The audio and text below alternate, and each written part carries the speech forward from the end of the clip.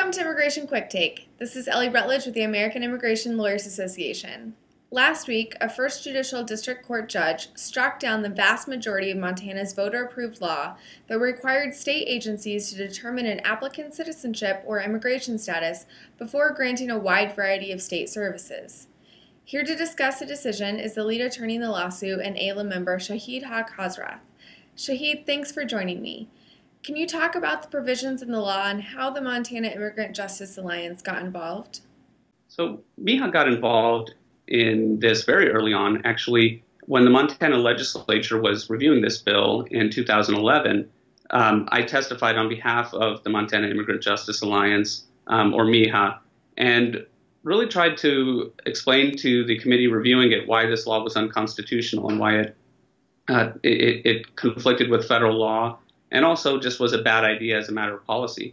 But we were unsuccessful, and what the legislature did was they were able to refer this onto the ballot so that Montana voters would approve or reject the bill or the measure. And on the November 2012 election, Montana voters approved the law by 20%. There were only 20% voted against it, 80% voted for it. And it was a pretty disappointing result. We had been active in trying to educate the public to vote against it. But once it passed, we filed a lawsuit to challenge and enjoin the law from being implemented.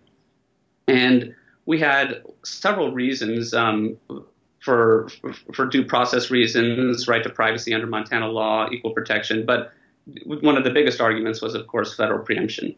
And early on, we were able to get a preliminary injunction order to partially enjoin it, but it wasn't until just last week that we got the decision in that that granted summary judgment in our favor and struck down the vast majority of the law. The law would have denied certain state services, actually a wide variety of state services, to anyone who was defined by the state as being a, quote, illegal alien. And I say quote because as the district court correctly recognized, illegal alien is not a term that's defined in the Immigration and Nationality Act. And so what the state of Montana was going to do was create its own definition of illegal alien and make its own determinations of whether somebody was or wasn't here lawfully. And that's really where the state went too far. And the district court recognized that a state cannot create its own classification of immigrants and make determinations of people's immigration status. Thanks, Shahid. What does the outcome mean? Well, what this outcome means is, more broadly, it's yet another state-level regulation of immigration that's being struck down for federal preemption. And I think it sends the message, hopefully, to Montana legislators and legislators in other states that regulation of immigration really is it's a matter of national policy. It's a federal matter, and that states really shouldn't be in the business of enforcing federal immigration laws. But more specifically, what it means is that the state of Montana is being returned to where it was before this law passed. This law is essentially a nullity. It's void and preempted. And so there always have been certain services like Medicare, Medicaid, or food stamps, and certain other benefits that the federal government requires states to screen to determine immigration status. There are certain other ones like unemployment insurance benefits that are also being screened.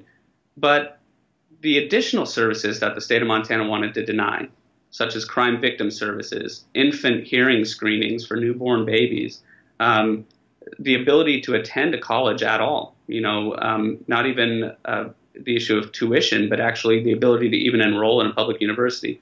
Those were all things that the state of Montana also wanted to regulate and deny. And so this decision says they can't do that. Do you have any recommendations for AILA members in similar situations in other states?